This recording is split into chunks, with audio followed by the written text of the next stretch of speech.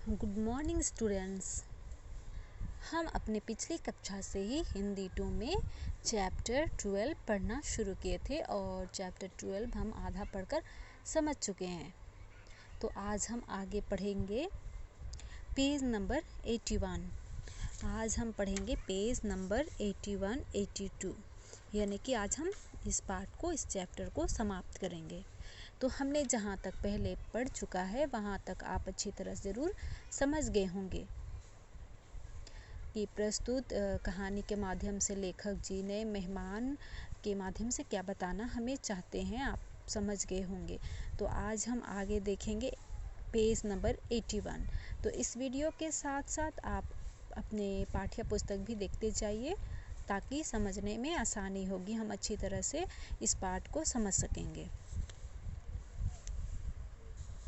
तो हमने अपनी पिछली कक्षा में देखा था कि विश्वनाथ, नन्हेमल और बाबूलाल जो मेहमान के रूप में, अतिथि के रूप में विश्वनाथ के घर में आए हुए हैं, तो उन्हें नहीं पहचान पा रहे हैं। तो उसके बारे में विश्वनाथ जी नन्हेमल और बाबूलाल से पूछते हैं, जानकारी लेना चाहते हैं कि वे नहीं पहचान रहे हैं तो अच्छी तरह से बताने की कोशिश करें।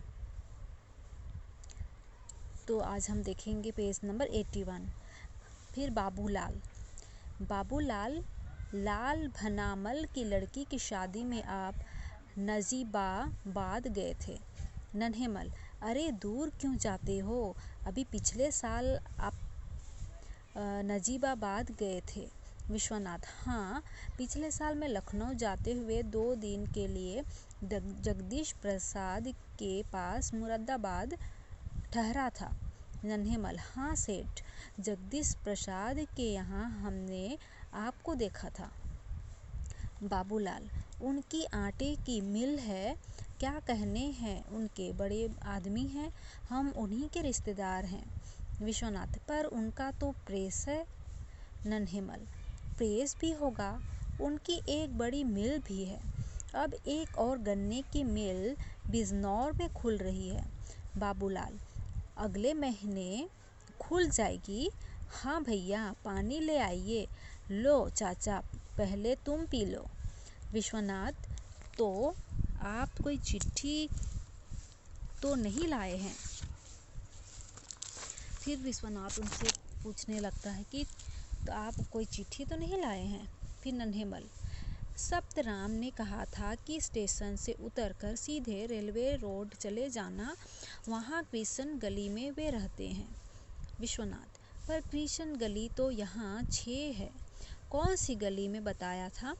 नन्हेमल, 6 हैं, बहुत बड़ा शहर है साहब, हमें तो यह मालूम नहीं है, शायद बताया हो, याद नहीं रहा। विश्वनाथ खींचकर, जिसके यहाँ आपको जाना है उनका नाम तो बताया होगा। बाबूलाल, क्या नाम था चाचा? नन्हेमल, नाम तो याद नहीं आता, जरा ठहरिए सोच लूँ।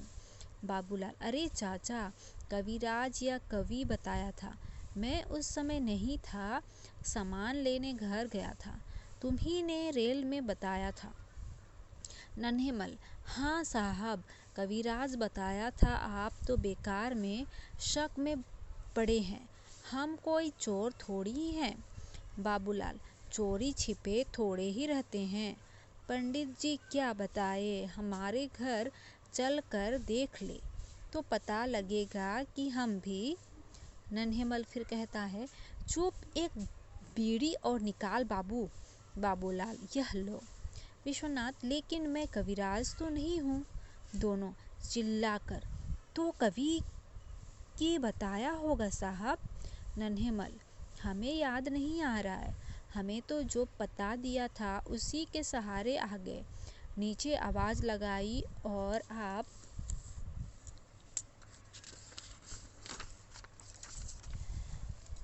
मिल गए, ऊपर चढ़ आए।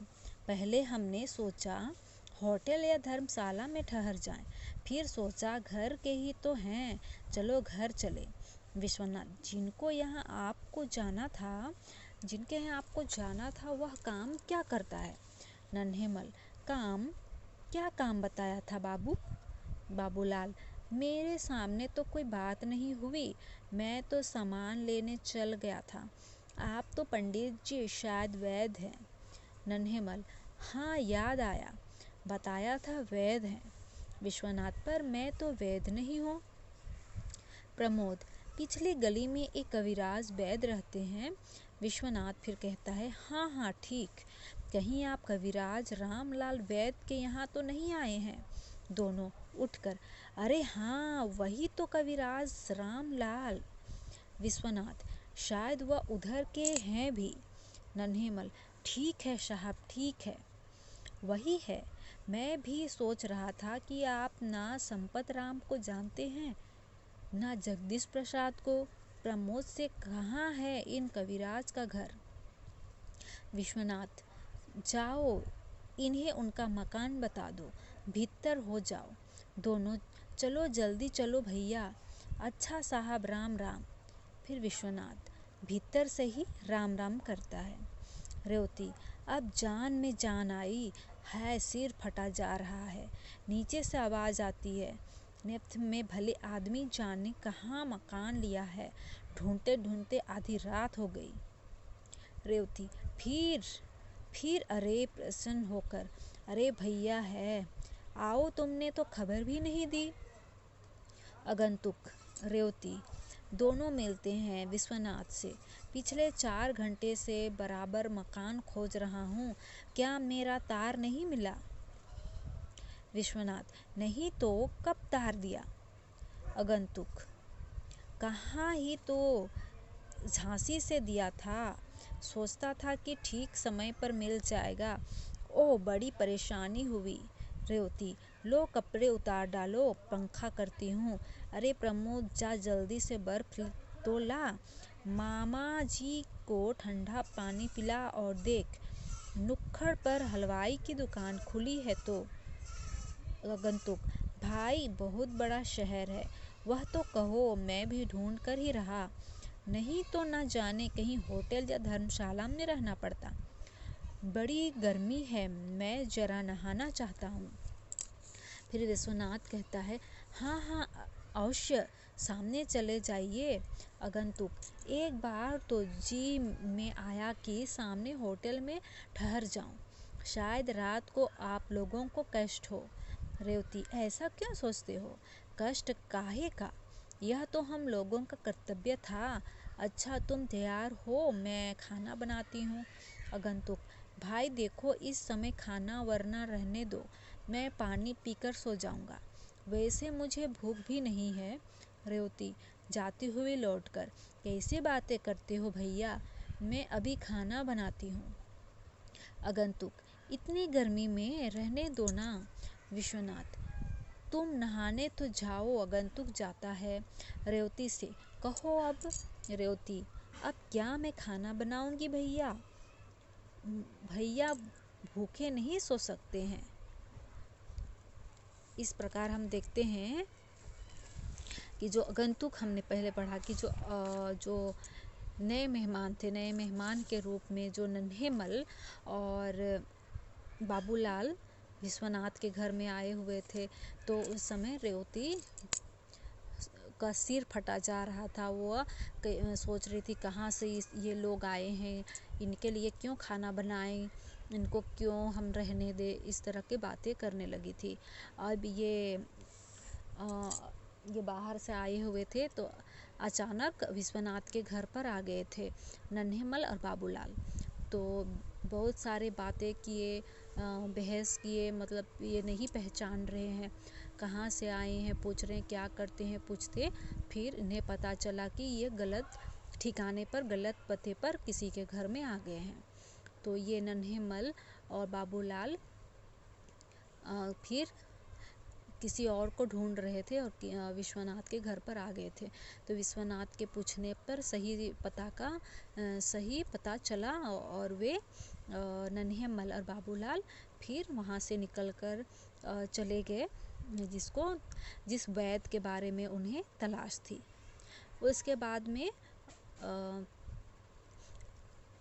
विश्वनाथ के घर पर एक आगंतुक के रूप में यानी कि मेहमान के रूप में फिर रेवती का भाई का प्रवेश होता है। रेवती का भाई उस घर में आता है मेहमान के रूप में और कहता है कि मैं तो इस घर को ढूंढते ढूंढते परेशान हो गया। मैं तो सोचा था कि धर्मशाला में ही रह जाऊंगा, आप लोगों को इतनी रात इतनी गर्मी में कष्ट नहीं देना चाहता हूँ। तो रेवती बहुत खुश हो जाती है अपने भाई को देखकर, क्योंकि वो तो अपना भाई है। और जब विश्वनाथ के रिश्तेदार आए हुए थे तो उनके लिए उनको रेवती का क्या है सिर फटा जा रहा था। वो खाना बनाने के लिए भी सोचती है, फिर सोचती है कि इतनी गर्मी में मेहमान आ गए हैं, इतना परेशानी झेलना पड़ रहा है, इस तरह का कई बातें सोचने लगी थी। लेकिन जब अपना ही भाई आया तो वह बहुत खुश हो गई और उसके लिए खाना बनाना चाहिए। और उसका भाई मना करने लगा कि मुझे भूख नहीं है, खाना इतनी गर्मी में मत बना। लेकिन वह चाहती है कि इस तरह का नहीं, बल्कि उसको अच्छी तरह खिलाए पिलाए और हलवाई वाले के पास भी भेजना चाहती है कि हलवाई अच्छा पकवान बनाकर हलवाई वाला मिठाइयाँ लाए। इस प्रकार देखते हैं कि रेवती का मन अपने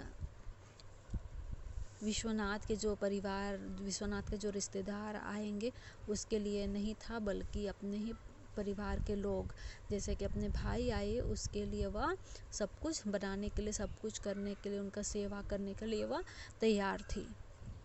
तो इस प्रकार यह पाठ यहीं समाप्त होती है। तो ज़रूर यह पाठ आप लोगों को समझ में आ गई होगी कि आगंतुक कि यहाँ पर मेहमान यानी कि नए मेहमान के बारे में बताया गया है। तो नए मेहमान के रूप में पहले तो नन्हेमल और बाबूलाल आए हुए थे, लेकिन वे गलत पता पर विश्वनाथ के घर पर आ गए। और विश्वनाथ और रेवती बहुत ऐसे शहर में रह रहे हैं तो किराए के मकान लेकर। तो पता है कि किराए के मकान शहर में किस प्रकार होगा और गर्मी किस प्रकार होगी। तो उनके घर में एक पुराना पंखा था और वह पंखा भी पुराना होने के कारण अच्छी तरह से नहीं चल पा रहा था, तेज़ नहीं चल रहा था और गर्मी लग रही थी। तो ये बातें करने लगे थे कि इतनी गर्मी में कोई अगर मेहमान आ गया तो बहुत परेशानी झेलना पड़ेगा। उसी बीच में नन्हेमल और बाबूलाल आते हैं और जिसे विश्वनाथ तो नहीं पहचान पा रहा है, लेकिन वह रहने के लिए शरण अपने घर में दे दिया। और रेवती कहती है कि इनके लिए खाना बनाना पड़ेगा। तो वह सोचने लगती है और गुस्सा भी करने लगती है कि अनजाने लोग आए हुए हैं, इनके लिए खाना बनाना पड़ेगा, मेरा सिर दर्द होने लगा है और मेरा हाथ पैर भी सुन्न होने लगे हैं। इस तरह का कई बातें रेवती बोलने लगी थी। लेकिन विश्वनाथ तो अच्छी तरह उनसे बातें भी करने लगे थे और उससे पूछताछ किए और सही पता चला तो वे ढूंढते जिसके लिए आए हुए थे उसके घर में वे चले गए। उस वैद्य के बारे में पूछे तो विश्वनाथ उस वैद्य के बारे में बताया कि मैं तो वैद्य नहीं हूँ, वैद्य कोई और भी है। इस तरह उन्होंने बताया और उनके पास और नन्हेमल और बाबूलाल चले गए। फिर आगंतुक के रूप में रेवती का भाई का प्रवेश होता है और रेवती का भाई आते हैं तो रेवती बहुत खुश होकर उनके लिए विभिन्न प्रकार की हलवाई भोजन बनाने के लिए तैयार हो जाती है। और उनको बहुत गर्मी होने के कारण पंखा भी चलाने लगती है, अपने हाथों से पंखा करती है कि गर्मी ना लगे और अच्छी तरह से अपने भाई का सेवा करने लगती है। तो इस प्रकार यह पाठ यहीं समाप्त होती है और आप लोगों को ज़रूर यह पाठ अच्छी तरह से समझ में आ गई होगी। अगर नहीं भी आई है तो यह पाठ अच्छी तरह से आप खुद से पढ़कर समझ लीजिए।